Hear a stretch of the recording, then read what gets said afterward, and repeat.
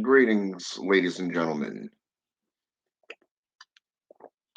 It is your favorite dark sorcerer here, and tonight I want to kind of just talk to you a little bit about Brujeria, the form of witchcraft from Central America, namely Mexico. Okay.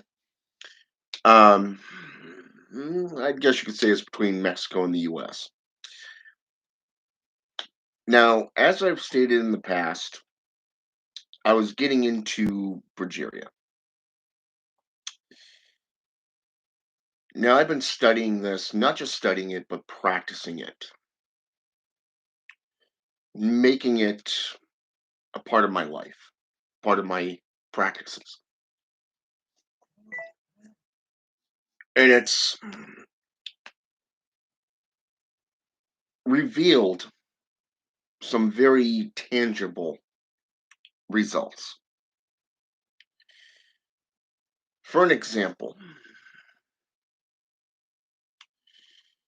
I started working with El, how should I say this? Diabolo, okay, meaning devil or Satan, okay, depending on the adversarial current that you're following. This could also be found within Santeria, Pero Mayambi, Kimbiza, and a few other traditions, such as Quimbanda and Umbanda. Very, very seldom do you find a practice that can easily be incorporated into your day to day life, not just your rituals and your practices. The witchcraft styles, there are five, okay? There are five main types of witchcraft. There's white, black, gray, red, and green. Okay. And the wise and well balanced practitioner is basically well versed in both white magic and black magic. But when you are an adept within all five of these types of magic, you are considered to be an elder. You are considered to be a very powerful brewer or bruo. Okay. Now, what's interesting here is that, as you know, I've been a practicing necromancer for the last few years. So, when I got into Brujeria, I found out that the title is El Necromante, okay, meaning necromancer. A necromancer is someone who conjures the dead, the recently departed, works with devils and other types of spiritual beings. Okay, not just working with various forms of divination. Okay, this is something that is very, very intriguing to me, and I've been learning Spanish little bit by little bit. You know, I used to have one small sentence that I could speak, and that was it when it came to Spanish. Okay. And so here I am. I'm taking it slow because I want to have a firm grasp of this tradition. I have a friend that is a longtime practitioner of it. That lives roughly about 5 hours or so from where I'm currently residing. And as I said in the previous video, I have another longtime friend that I've been following that was recommended to me by an apprentice of mine when I got into Santa Morte. Okay. So, and this was years ago. So, I've been following her channel on here on YouTube. So, I mean, it was kind of cool. And recently, within the last couple of weeks, she actually recommended a book that I went out and bought. and in fact, I bought both of them. And after careful study of each chapter, breaking it down, reading it, taking notes, well, let's just say I've got a good sized notebook here that I'm probably going to type up my notes and everything. And it's interesting because of the fact that there is one word, and I'm going to kind of break this down here. En tolak la achado. Okay. Like I said, I don't speak Spanish that well. So, I mean, I'm still learning Spanish. But basically, this word translates to being obsessed. Okay. And I was in meditating and I realized that I am obsessed when it comes to spiritual transcendence, working with spirits, practicing magic, working hand in hand with these spirits who have become my teachers, my guides, not just my physical teachers here in this world, in the mundane world. Okay, so it's kind of like a revelation when you hit that point, and it's like, huh, yeah, I am obsessed with it. I love anything to do with magic, performing rituals and rites. And it's interesting because unlike other traditions, Brujeria is one of those types that is unconventional. It is easily incorporated into other systems, not just this background where it's incorporated with Catholicism, okay? But it's one of those ones that it's it doesn't have a hierarchy. It doesn't have a community type posture. You know what I'm saying? It's not in there for this is not a system of magic or sorcery for that matter that is heavily influenced or incorporated into the communities. This is something where a brewer or a bruo is highly respected but also feared. And a lot of times you'll find these individuals being considered outcasts, solitary practitioners. I found that pretty cool because, I'm one of those type of practitioners. I'm a solitary practitioner, but I have no problem when it comes to joining in on coven type meetings. Okay. And or doing a coven based ritual. Now, there are three types of rituals that bestow Brujeria. There are bindings, dominations, and what is known as Santa Muerte, or well, the Mexican termination for that. The Spanish um, name for her. It's one of those ones with the SMO at the end, and it's basically cursing and hexing, basically jinxes. These types of practices go into the El Necromante because it deals with rituals, it deals with spirits, and it deals with herbs and plants, poisons, even, but also, very, very heavy duty type rites that you actually have to experience firsthand to have an understanding within it. Now, like I said, I've only been practicing Brujeria now for about 2 to 3 weeks. Okay, four, just about three. Yeah, roughly about 3 to 4 weeks. Yeah. Um, so I mean, I've got a lot of knowledge so far on what I've studied and what I've been practicing. So I ended up getting into the spirits, and Saint Cyprian is the necromancer and sorcerer, whereas the maximum or Simon, Saint Simon, is the effigy maker. Okay, you have El Diabolo, El, what is it? El Diablo. There we go. the devil. Okay. And I found out that they also deal with animal sorcery. Okay. Not just familiars and messengers. Okay. You have the owl. You have the hummingbird, the scorpion, the goblin, and the toad.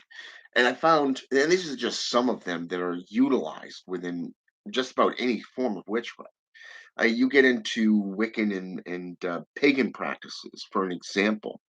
These New Age practitioners, they don't have a clear understanding like this. Not like us old school. But if you go into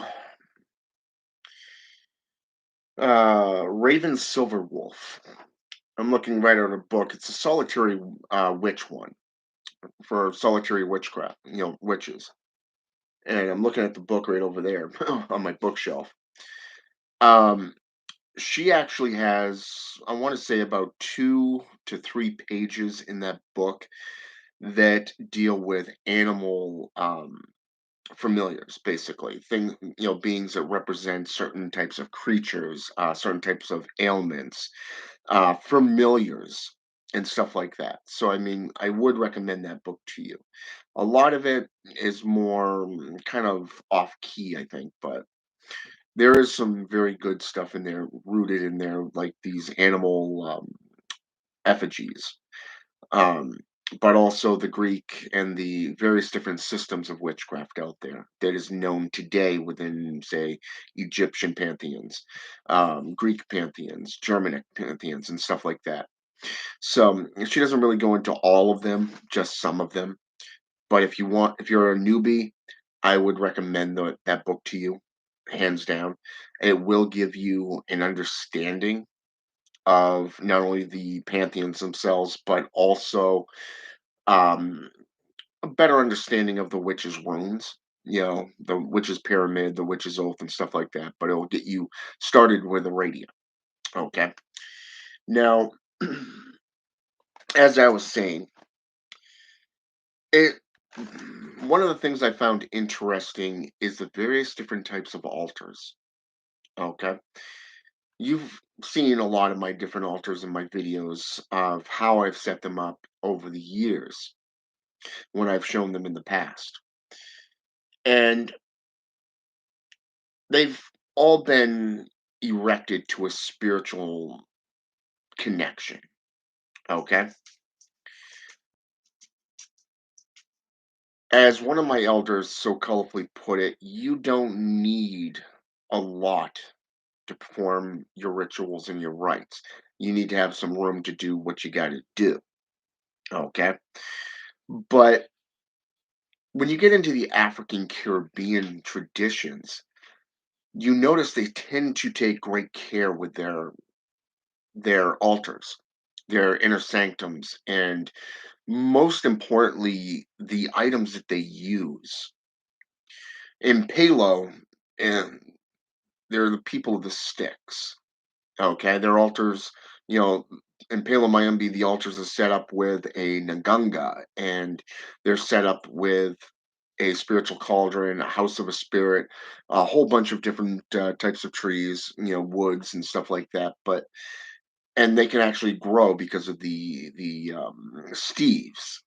Okay, the seals and the sigils that are placed all around. They're written on the items. They're drawn on the floor. Gunpowder is even used, and you can light it. Some of these you'd have to be there to actually have a full understanding and feel the power behind it. But this is a practice of pure black magic. Okay, personal gain, whatever you want to call it. That's Palo Mayumbi. But you have to understand that there's different houses.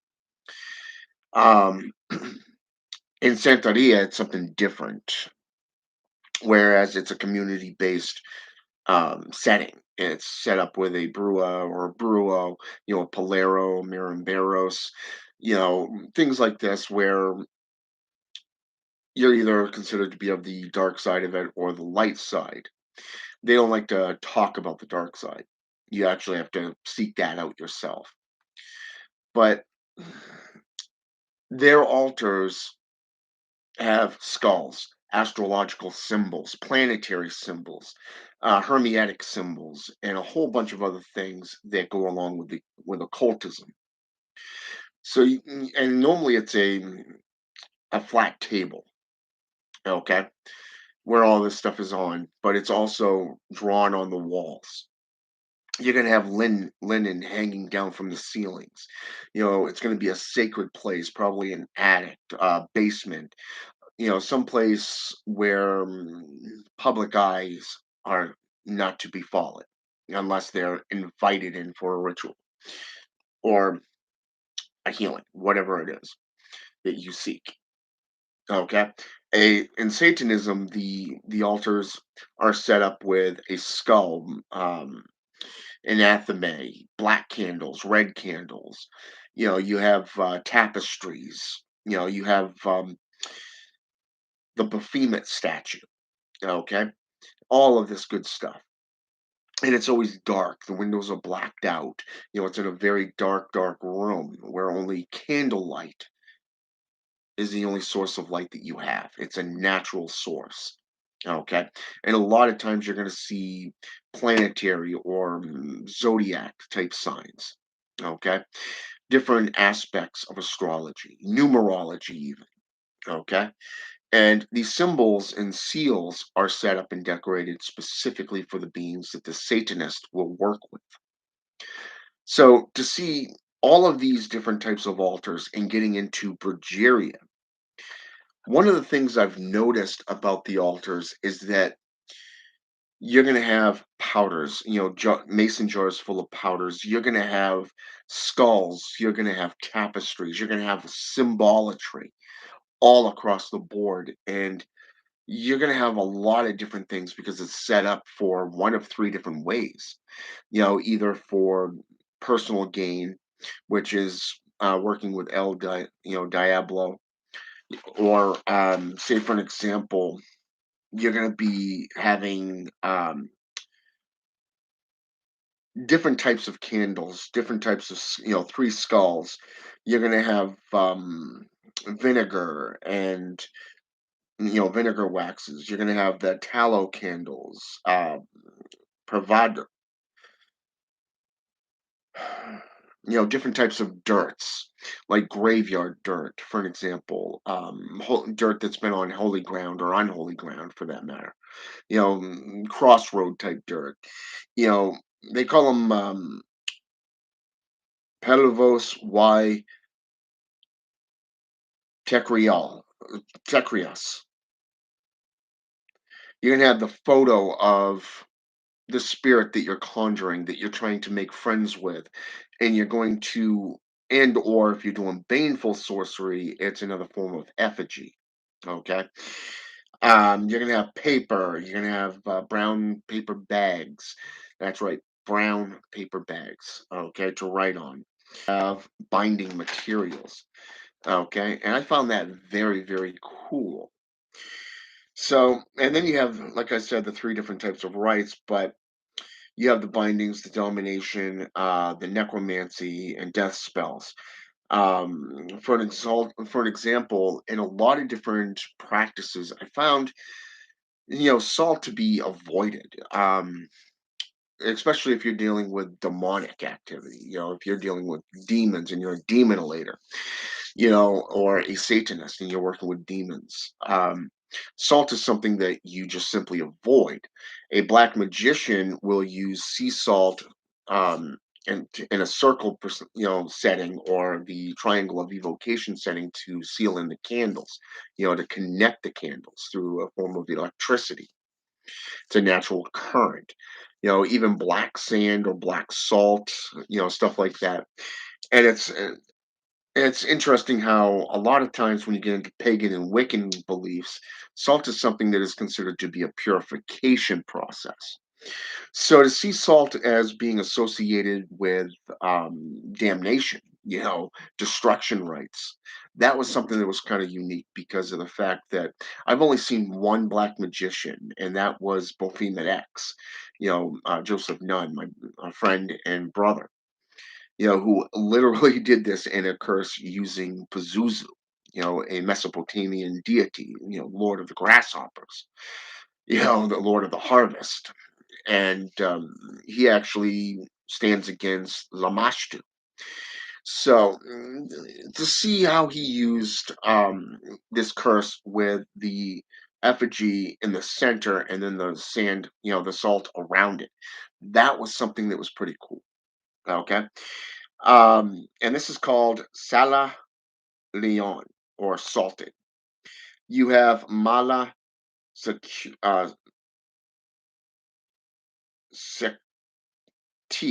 Secti. It's Sucrte, meaning bad luck. Mal airy, bad wind. There's a lot of different things that go along with these three rights. The you can go into protections through the use of trebajos. Okay. There's a lot of those types of trapdoors. I found 13 of those alone.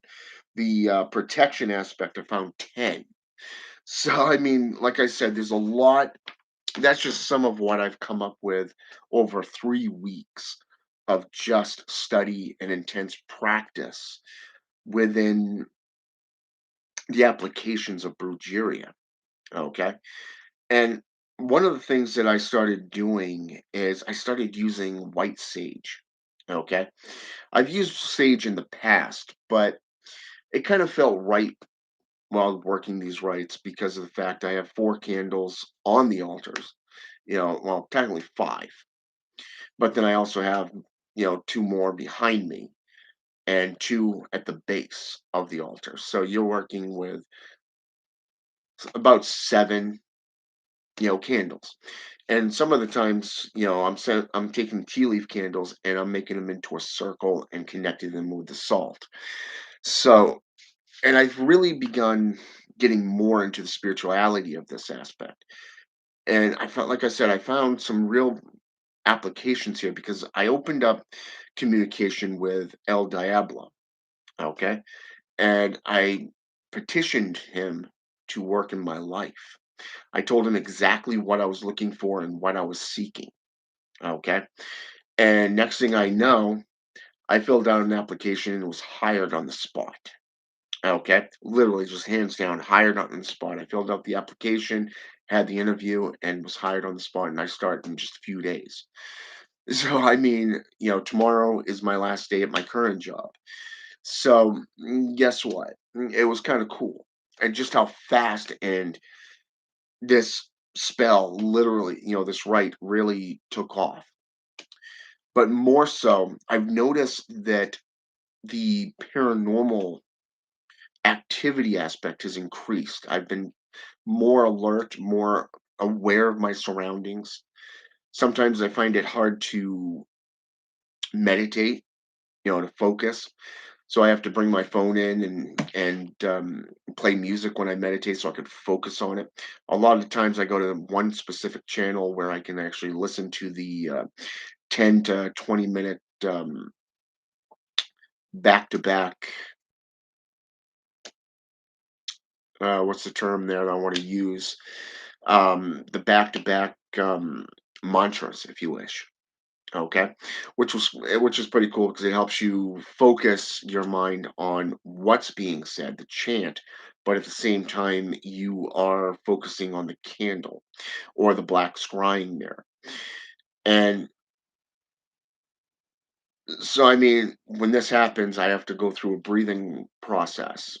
14 to 1, to 0, and then 10 to 0, and if need be, repeat. But also, it's a way to relax, to find harmony, and to balance yourself out. And when you're communing with spirits, one of the things I found interesting about working with El Diablo is the fact that I can reach out to any other spirit that I've been working with and invite them in. Say, hey, this is what I'm working on. This is what my goals are. This is what I'd like to do. Okay. And it's interesting because I'm using other mantras, I'm using other whispers, and I'm calling on these other spirits, the ones that I truly work with and have been working with for about 2 to 3 years now. And most importantly, I started getting more creative with my altar setups. I recently added in I took an old box, a small box that I had lying around from one of my old altar setups. And it was interesting because I just had this feeling. I had this, how should I say this? It was almost like instinct. I needed that box, so I washed it out. I used to have ash in it. I used to have a crystal in it. So what I did was I cleaned it out and I cleansed it, blessed it, named it, and then I put it on the altar and I started giving funds to the spirits. Okay. Kind of like what you would do in Voodoo, specifically Haitian Voodoo. Okay. And it's interesting to see just how the spirits take it because it's an offering. It's a gift, kind of like you would use wine or cakes in pagan and Wiccan traditions. Okay, personally, when working with Brujeria spirits or that of Santeria, Santa Morte, calling on the Orisha, okay, or even the Loa themselves, I recommend bourbon. Okay, like hands down. I mean, I keep two things on stock. Okay, number one, vodka.